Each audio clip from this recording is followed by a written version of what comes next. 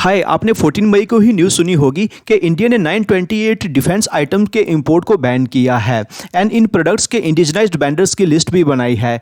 तो क्या ये फर्स्ट टाइम इस तरह का बैन है? ऑफ कोर्स नहीं, ये इस तरह की फोर्थ लिस्ट है जब गवर्नमेंट ने डिफेंस इंपोर्ट्स को बैन किया हो एंड उसके बदले में इंडिजिनाइज्ड लिस्ट को पब्लिश किया हो। तो क्या रीजंस है कि government of India every 5 to 6 months में इंपोर्ट बैन की एक फ्रेश लिस्ट निकाल देती है? तो उसके पॉसिबल रीजंस जो हमें समझ आते हैं उसमें फर्स्ट है technical advantage over opposite forces. क्योंकि अगर आप वर्ल्ड के लार्जेस्ट डिफेंस एक्सपोर्टर से इक्विपमेंट प्रोक्योर करते हो तो पॉसिबिलिटी है कि हमारे एनिमी के पास भी सेम वेपन्स होंगे, जिससे एनिमी को उनकी वीकनेस के बारे में भी पता होगा, जिससे हमारी फोर्सेस को एनिमी फोर्सेस के ऊपर कोई खास एडवांटेज नहीं मिलता।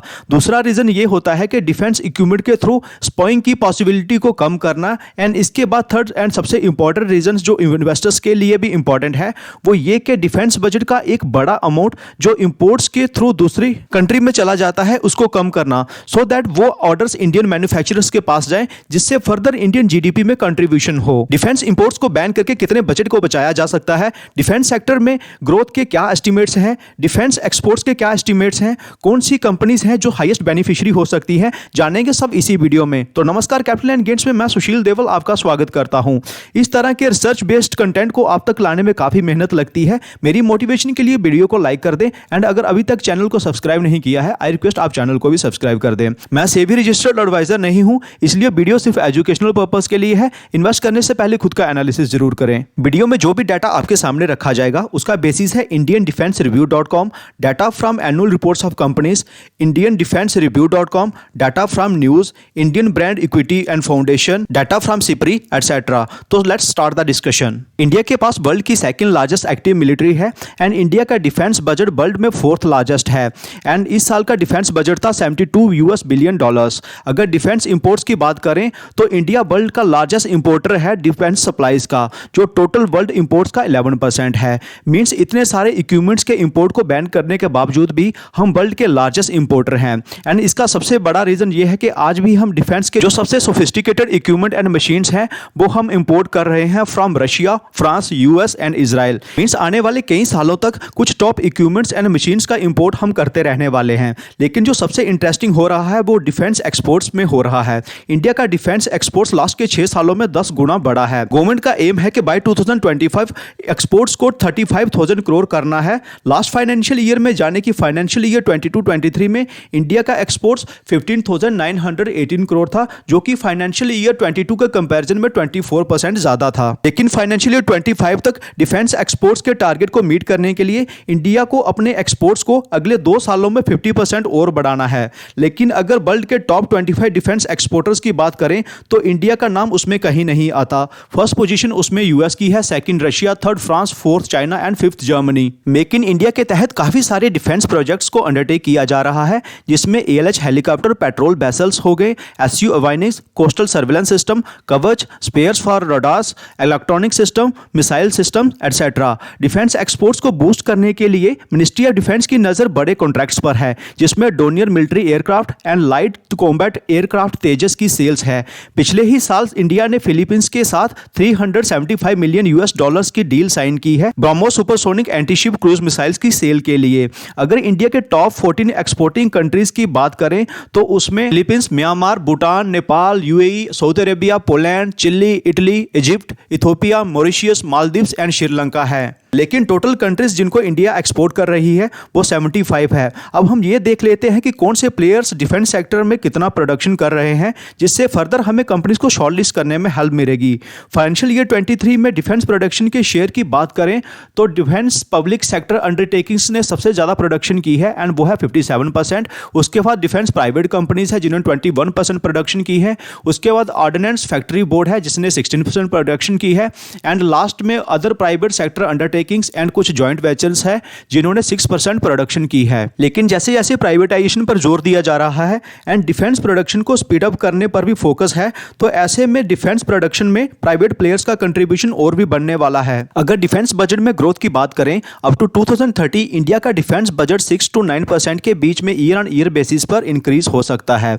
जब इंपोर्ट्स को लगातार बैन किया जा रहा है एंड एक्सपोर्ट्स को बढ़ाने की कोशिश की जा रही है, तो ये एक्सपेक्ट किया जा रहा है कि इंडियन डिफेंस मैन्युफैक्चरिंग इंडस्ट्री में भी अच्छी ग्रोथ हो सकती है। 2022 में जो इंडिया में defence production 11.85 billion US dollars की थी, वो बाई 2025 25 बिलियन यूएस डॉलर्स की हो सकती है। मीन सिर्फ 3 सालों में 2 टाइम्स के ग्रोथ के एस्टिमेट्स हैं, जो कि जबरदस्त हैं। अब ये देखना है कि इंडियन डिफेंस सेक्टर में ग्रोथ के लिए गवर्नमेंट क्या इनिशिएटिव ले रही है। फर्स्ट ऑफ ऑल तो गवर्नमेंट ने इंडिया में डिफेंस इंडस्ट्री को प्राइवेट प्लेयर्स के लिए ओपन कर दिया है। यूनियन बजट फाइनेंशियल ईयर 22-23 में डिफेंस R&D बजट का 25% ईयर मार्क किया गया है स्टार्टअप्स एंड प्राइवेट इंडस्ट्री के लिए, जो new innovations and defence technology पर काम कर रही है। फॉरेन सोर्सेज से डिफेंस एक्सपेंडिचर जो 2018 से पहले ओवरऑल एक्सपेंडिचर का 46% हुआ करता था, वो अब 36% हो गया है।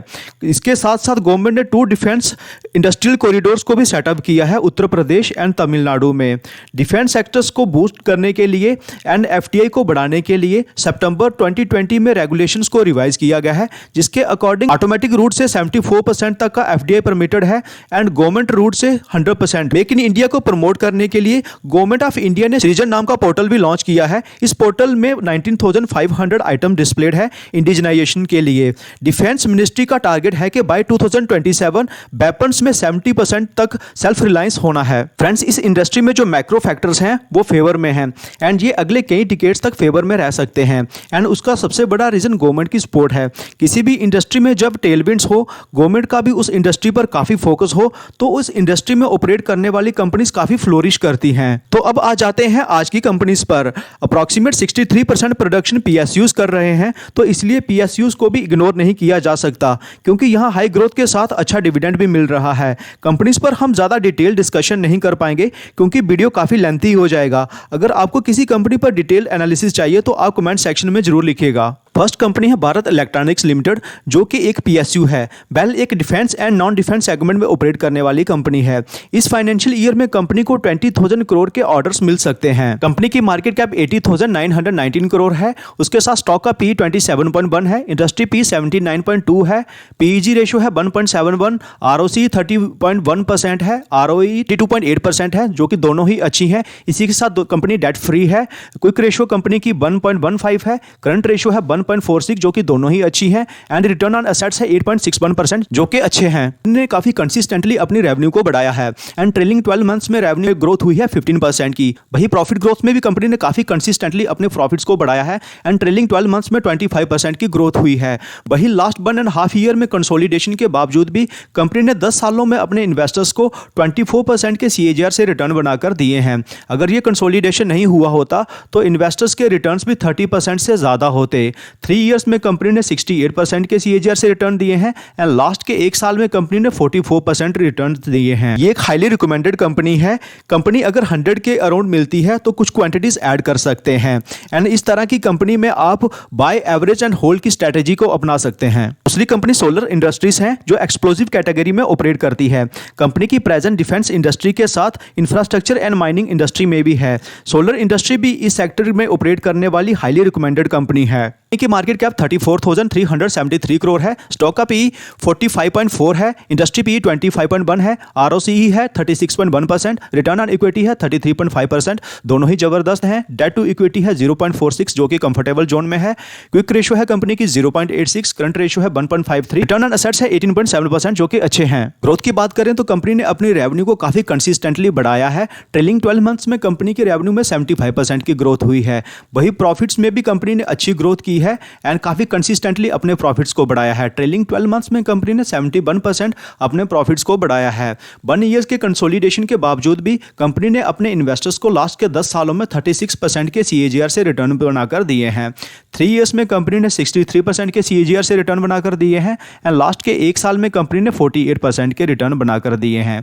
एंड ये सब इसलिए हो पा रहा है क्योंकि इस सेक्टर में ही टेलविंड्स हैं एंड कंपनी भी one of the best company है। 3650 के प्राइस पर आप कुछ क्वांटिटीज अपने पोर्टफोलियो में ऐड कर सकते हैं एंड इस कंपनी में भी आप बाय एवरेज एंड होल्ड की स्ट्रेटेजी को अपना सकते हैं। थर्ड कंपनी एक PSU है, जो एडवांस एक्सप्लोसिव एंड मिसाइल्स बनाती है। इन प्रोडक्ट्स की सेल्स अब कंपनी इंडियन फोर्सेस को भी कर पा रही है एंड इसके साथ कंपनी कुछ ऐसे प्रोडक्ट्स एंड एक्सप्लोसिव बनाती है जिसे एक्सपोर्ट किया जा रहा है, जैसे कि light weight torpedo, heavy weight torpedo, flame system and उसके बाद एक और सिस्टम है Konkurs launcher test equipment. Company की मार्केट का 19,277 करोड़ है। स्टॉक का PE 54.7 है, जबकि इंडस्ट्री का PE 27.2 है। इंडस्ट्री की PE के कंपैरिजन में थोड़ी महंगी है रिटर्न ऑन कैपिटल एम्प्लॉयड 15.5% है, रिटर्न ऑन इक्विटी है 11.3%। उसके बाद कंपनी डेट फ्री है, क्विक रेशियो है कंपनी की 2.62, करंट रेशियो है 3.45 जो कि अच्छी है, रिटर्न ऑन एसेट्स है 4.60 जो कि थोड़े से कम है।